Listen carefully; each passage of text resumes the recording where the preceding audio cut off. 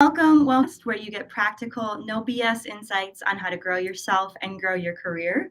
On this episode, we are talking to my friend Joseph Lewin, who is the Director of Growth at Proofpoint Marketing Agency. Welcome, Joseph. Why don't you tell us just a little bit about yourself? Yeah, like you said, I'm the director of growth at Proofpoint. We worked together for a short stint, which was fun. It's fun getting to know you for that time. And I focus on our marketing for Proofpoint. So I'm overseeing the marketing and sales process for our agency. I was formerly a director of demand generation, working on client accounts, and we are an agency that helps companies that are in the professional services space, consultants, especially companies that have a very heavy sales team and not a lot of marketing. We can come in and help them build relationships at scale, and having a lot of fun doing that. That's awesome. Well, yeah, Proofpoint is such a great agency. I had a really wonderful time when I worked there, and I really can't wait to see how it continues to grow. And I can't wait to keep learning from you on this podcast.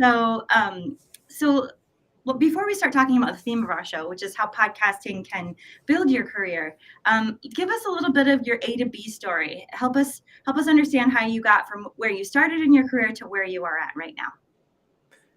Yeah, I have a pretty crazy career journey to get to where I am. So I probably take way too long to go into all the details, but I know this will be kind of close to your heart. I was diagnosed with dyslexia when I was young. So school was always really hard for me. I had a very, very hard time learning how to read. And if you can't read at grade level, it pretty much screws up everything for school, because you can't really do independent work super well, and just really struggled through most of my schooling journey.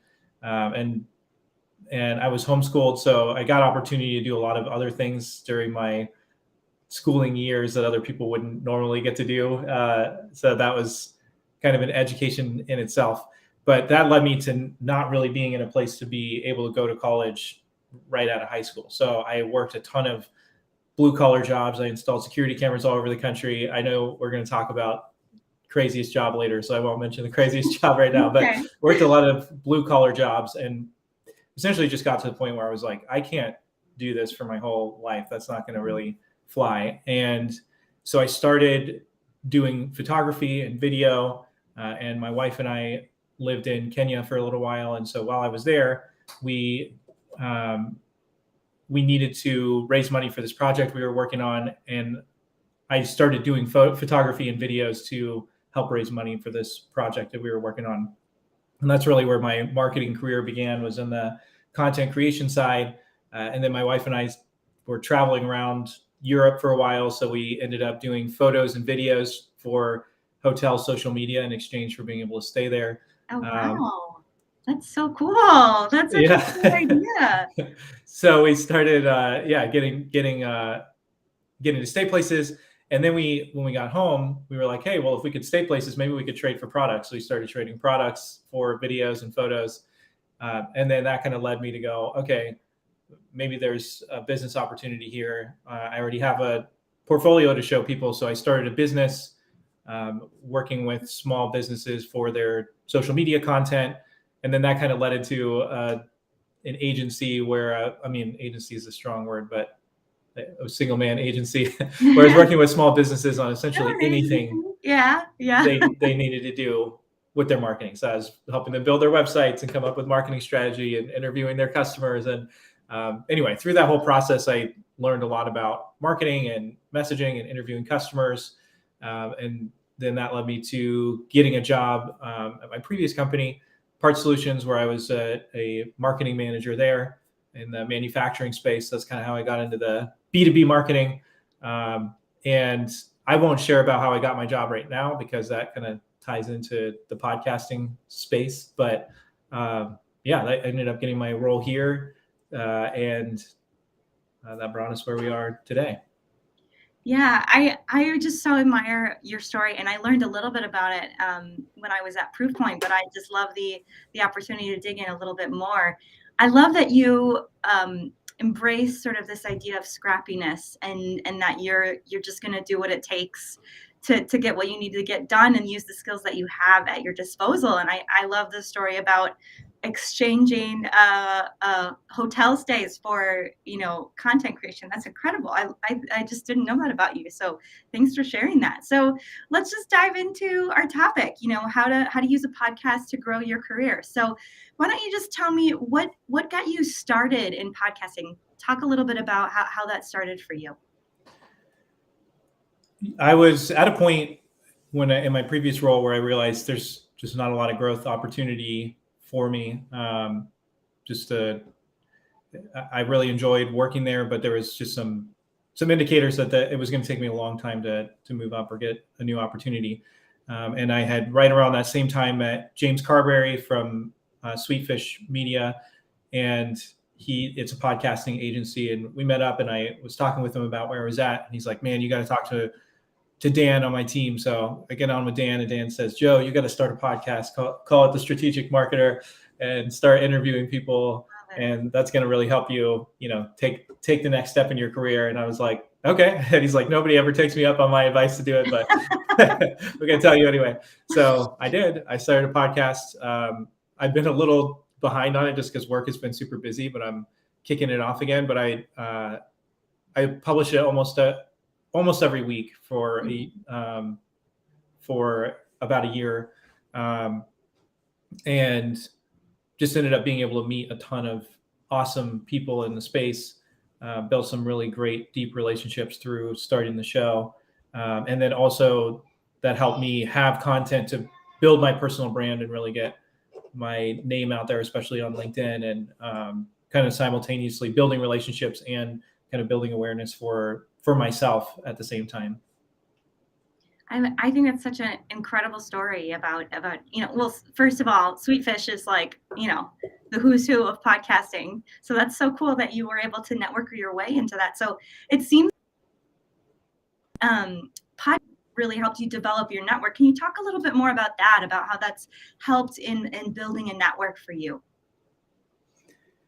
Yeah, I mean, I've interviewed about 40 people in the space, and I would say probably 10 to 15 of those people are people who are busy, so they just wouldn't have taken the time to hop on a call, or you reach out to somebody you really want to talk to through LinkedIn and go, hey, I'd love to grab a coffee and pick your brain or something like that. And some people might be okay with that. When I first started using LinkedIn, I did that a lot more, and I was younger in my career. So I think when you're just starting out, people are more willing to do that.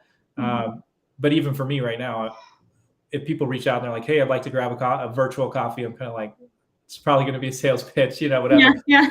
But if you reach out to me and you say, hey, I'd like to have you on my show, it's free publicity for me. So heck yeah. I mean, and I don't even really care if it's a huge show or a small show. I'm like, man, absolutely. Let's do it. So it really opens doors to meet people that you wouldn't have had the opportunity to connect with otherwise.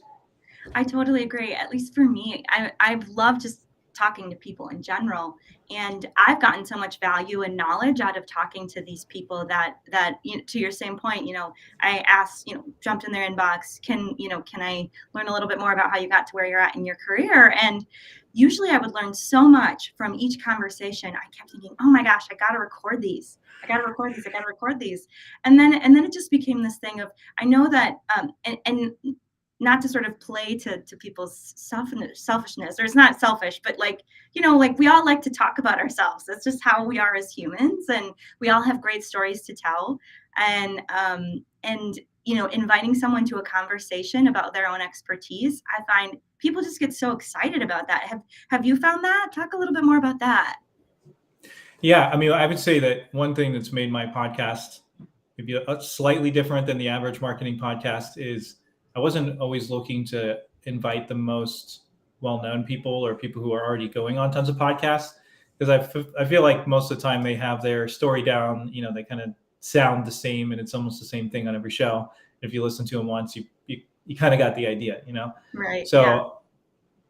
I really enjoyed the most interviewing people who had never been on a show before. Maybe they're like a marketing manager at some obscure manufacturing company or something like that.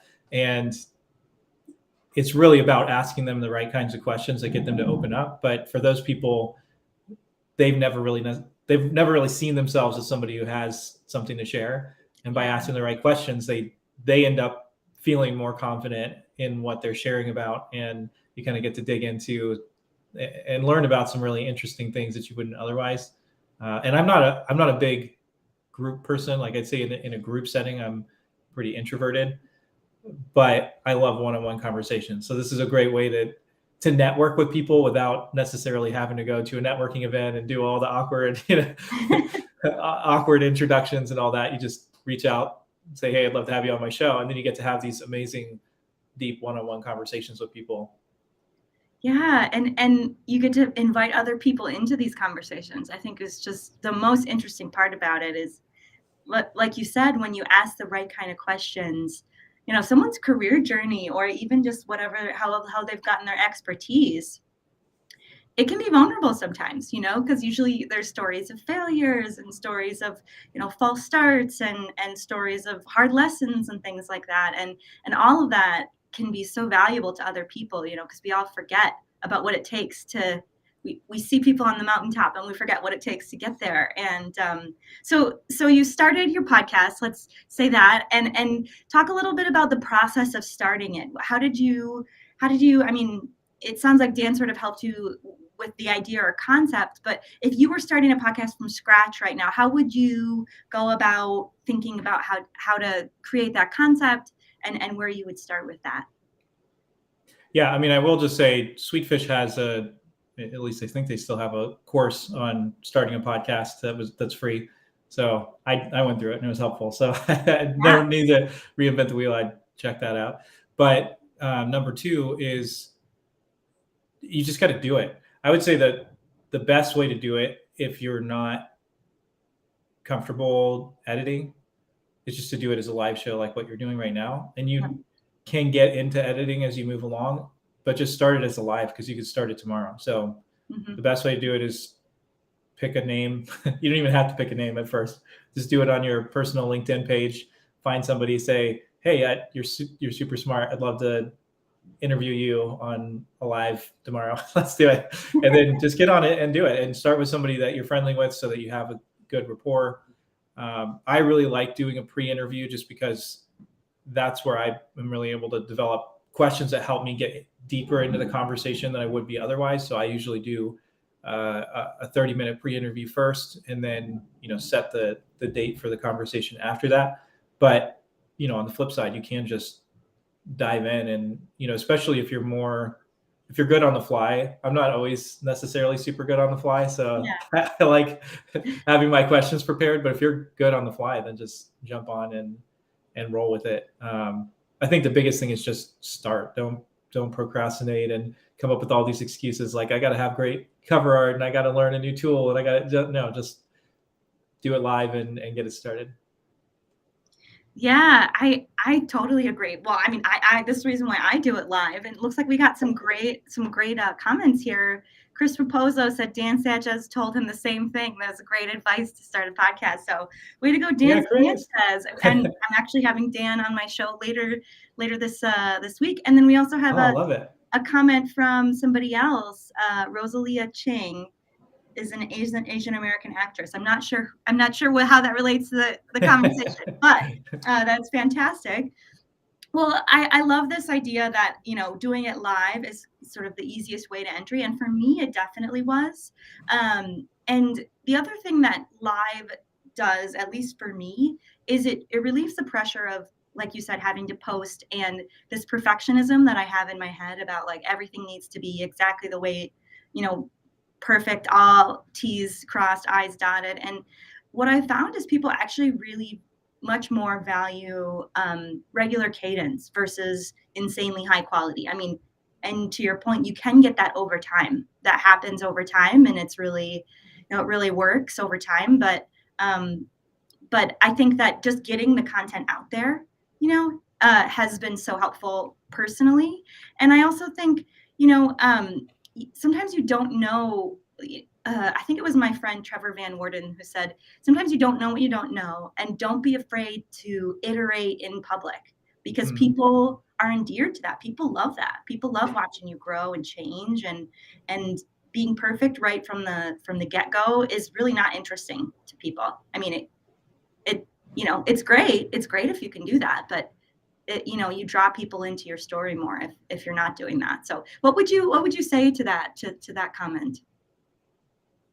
Yeah, I think the people who come across as polished either have a huge team around them that makes them look really polished, or they've been doing it for a super long time and they've made all those mistakes and they've learned and grown over time. So, I mean, I completely agree. And you don't really even know what your show should be about or what the content should be until you get it out there and you start getting feedback and get comments, and you learn from your guests, and you figure out what you like and what you're good at. And so again, I mean, just a bias towards action is super important. And then I will say, if you're going to do editing, I edit in Adobe Premiere, just because I've used it for a long time. But if you're not a video editing person, you can get the script. It's pretty easy to use. A lot of people use that for editing podcasts, and there's a learning curve to it, but it's definitely a great tool if you are going to edit your podcast. That's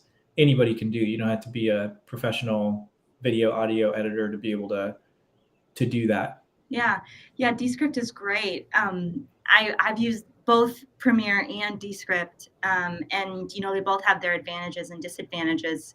The one neat thing I think about Descript is they remove ahs and ums, but I would really caution a lot of people in removing some of that regular speech cadence. I recently had a test where I let somebody edit an older version of my podcast to try to see if I could up the quality. To your point, iterating on things, and they removed all of the ahs and ums, and it made the speech cadence so bizarre. It was like sped up, and like it didn't sound natural, and I hated it. Frankly, it just sounded terrible. So I think some of that natural conversational flow, even if there is some stopping and starting and stuttering, for me personally, I think feels more comforting and natural to me. What would you tell somebody who is worried about, doing a lot of editing on the front end, or making sure that, the sound quality is perfect, or what have you? Do it as live. Don't get caught up in it. And Yeah. I mean, I've spent a lot of time working on it in the past, and it's part of the reason that I've gotten a little bit behind on publishing episodes, just because I did have it at a certain quality level, and it's a little bit hard to go backward. Even just kind of to your point, I'm a little bit on that perfectionist side too. So it's hard for me to be like, oh, I'm just going to put something up that's not to the level that I've been doing it. And so most of the last episodes I've done, I've just done them live and not focus as much on publishing them, but just doing it as a LinkedIn live instead, just because I want to get it out there, and I was running short on time. So definitely just don't worry about that. Do it as a live and get it started. Yeah. I think just getting started, and for me, having it live every single week, it gives me a deadline that I am accountable to for my audience. And whether or not I have a gigantic audience doesn't really matter, but that pressure for me to get something out every single week have made me a better producer and a better at concepting shows. To your point, I do 15-minute intro interviews, and some other people I don't do interviews. Some of the people I interview are really busy, so we come up with a concept of the show, and then I just come up with a bit of questions where I use to guide the conversation on my end. But that's only because I feel a little bit more comfortable being extemporaneous and iterating it live. But if you're not comfortable with that, to your point, like you said, Joseph, outlines can be gold. They're so helpful, especially when the conversation starts to steer in a different direction that you don't expect, because that definitely happens with some people, because people love talking. So I love all these really practical points. I wanted to ask you just a couple of things about what the podcast has done for your personal brand. Because I know that has been something that we both have talked about, has really influenced how we've grown our personal brand. So talk a little bit more about the power of a podcast growing a personal brand. Yeah, and I'll tie this into because I know we're getting closer to the end, and I think this is important to show how this can affect your career. So, I mean, my goal was really, I wasn't in a rush to switch jobs, but I wanted to up my career, and that's really why I started the podcast. And so I was interviewing people for a few months and using the content on LinkedIn to build my personal brand. And my now boss, Mike Grinberg, made a comment on one of my posts. I don't remember if it was a podcast post or another one, but I was really active on LinkedIn. He made a comment about lead generation versus demand generation. I was like, oh, that's an interesting topic. I'd love to have you on my show. So he came on the show. I interviewed him. It was a great conversation, and I really appreciated his approach. And so I reached out to him and was like, hey, I'd love to learn more about how you do sales at your company, just because I'm looking to learn more about that. And I feel like your approach to sales is going to be different than normal. So we got on and we had a conversation about sales. And then at the end of that conversation, he's like, hey, I have this role that we're about to go live on. I think it'd be a great fit for you. Would you be interested in it? So we skipped a lot of the intro interview stuff. I went through an assessment and ended up landing that role. And, that's where I'm at now. It's been the best job that I've ever had. Great working environment, but also my skill set has just lined up perfectly with the Proofpoint model and what we're doing, and the season that they were in. It was really developing a lot of what we needed in that demand generation role over the last year. And that's what I'm good at. I'm not really good at going into something that's super established and just like maintaining it. It's like, okay, there's a couple pieces here, but there's a whole puzzle. How do we pull all these pieces together when we don't even know what they are? Like, that's kind of where I thrive. And now going to the director of growth role, similar. So, the podcast is 100% the reason why I landed my job now.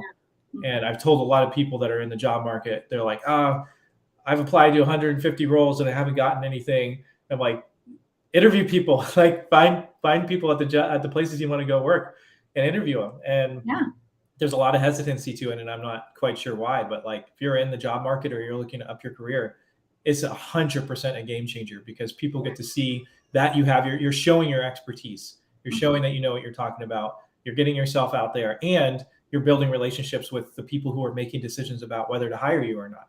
Yeah. And so, way better. That puts you to the top of the stack if you've literally interviewed the person who's going to be hiring, or you interview somebody that can make a recommendation at a company that you want to work at. So definitely a game changer. Yeah, I think all of those points are just so huge, that it gives you this like built-in rapport. I think for me, recently doing my own sort of search, it's given me an ability to give people a flavor of who I am and whether or not I would fit in their workplace culture before they even meet me. And when I'm interviewing people that have a level of expertise that maybe I don't have yet, or I'm still gaining, I'm associating myself with that knowledge and skill set. Absolutely. So it's building like my expertise, my rapport with the people even before I even get into the interview. Have you found, a similar thing with other people who've had podcasts? Yeah, it's definitely, there's so much power in you being associated with people who are smart or further along in their career or whatever the case would be. And I don't know exactly what it is, but people definitely associate expertise to people who talk with people who have expertise. Whether you have it or not, it doesn't really matter. If you ask good questions, people just assume that you know what you're talking about because you're talking with people who do. And so absolutely, 100% agree with that. Well, and I think too, I was hearing someone else say, oh, I don't want to start a podcast. There's so many. Well, I heard this point the other day. There's only about 3 million podcasts out there right now. About half of them haven't made it past the first season. So there's about 1.5 million podcasts in the entire world. And then you compare that to YouTube, there's 500 million YouTube channels, and many of them have been monetized many times over. I think we're really just at the beginning of the podcast boom. What would you say to that? Yeah, there's 2 points to that. One is, YouTube just started a podcasting thing. Spotify's exploding. definitely podcasting is on the rise, and these companies are investing an incredible amount of money in podcasting because they believe it's going to grow. And more than like the audio spaces and things like that, podcasting also has a pretty long history at this point of working. And so it's not something that's new and they're investing in it to try to break into it. They see that there's opportunity there and they're investing. But number two is, it depends on what the goal of your show is. Like if you're trying to build a huge audience, then our recommendations maybe aren't the best thing to do. Like then, you want to do something super produced. You want to think through the angle of your show. You know, if the goal is to grow an audience, it's a little bit different. But if your goal is to build relationships with people in the space and to find new career opportunities and grow your personal brand, it doesn't really matter if anybody listens to your show or not at that point. Like it's great and it's gravy and there is value that comes from that. But I would say it's more the opportunities that I've gotten to be on other people's podcasts have come from people listening to my show. Yep. But then the best opportunities have come from the people I have on the show that I've built relationship with. So if you're going into it saying, I want to build relationships with people and this is a tool for me to connect and build rapport, it's amazing. And that's true for business development too. Like if you have people on your show that would be a good fit for your company, then, you know, you're just building a relationship with them. You're starting a conversation. So if that's your goal, it works out pretty good. Yeah, I think you're totally right. There's not always a goal of building a gigantic audience. And for me, this was my sort of mess around and find out podcast. I wanted to develop a business development podcast for the company that I'm working for currently. And so I was like, well, you know, I know I can break things on my podcast. Let me just try it out and see what the heck happens. And it's become so much more than I thought it would be. And I'm just having a really good time. And I get to reintroduce people that I have been influential in my career journey, a la Joseph Lewin, and, you know, Proofpoint Marketing. I get to reintroduce those amazing people to my audience, however small it may be, and, you know, celebrate their knowledge. So I just wanted to make one quick point. I know Proofpoint Marketing is always looking for great people, and I highly recommend working there. They're very people-centered, fully remote agency. So if you are excited about that, I know they have some opportunities that they're advertising on their website. But yeah, feel free to get in contact with them. Joseph, do you want to make another plug for Proofpoint in a different way? No, that's great. If you're looking to work somewhere that values you as a person, definitely Proofpoint is an awesome place to work. I'm trying to think of what we have open right now. I know over the next couple months, we definitely have some opportunities that are going to be coming up. So you can follow our page and check us out. And then, if you work for a B2B company that's looking to build relationships at scale and take a different approach to marketing that's much more focused on building relationships using some of the strategies that we're talking about right now, starting a podcast and building an audience to start off as with relationships instead of cold outreach and that side of things, definitely reach out to me. I'd love to chat. Yeah. For building relationships at scale, there's no one better. So I'm excited for you guys. Let's we're coming to the end of our time. So let's finish up with these rapid fire questions. I'm so excited to hear your answers to these. But before we do that, is there one last point that you want to make about, you know, the importance of podcasting or the benefits of podcasting in building a career? Someone who's hesitant on the edge, something you might want to tell them?